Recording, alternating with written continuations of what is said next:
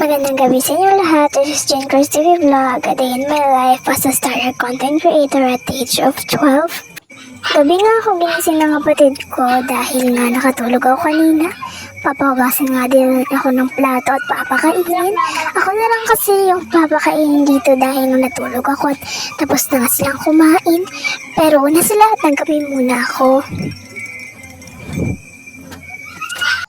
Ang tagal na maubos ng kape dyan, kaya ibibigay ko na lang yan sa kapatid ko. Pero bago ang lahat, titinan ko muna tong kanin na sinain ni Papa para bukas. Ayan, luto na nga.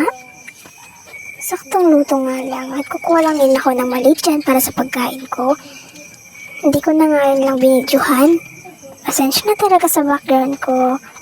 At hindi pa nga natapos yung bahay namin dahil nga gawa ng walang pera. Kaya naman pinasok ko tong mundo ng vlogging para naman makatulong. Hindi ko na nga rin din binidyohan yung pagkatapos ng hugas. Dahil matagal-tagal din yun. At ayan, pumunta naman ako dito sa sinaing na naman ni Papa na ulam. At ayan nga si Papa pumasok na. Akala nga kung anong ginagawa ko.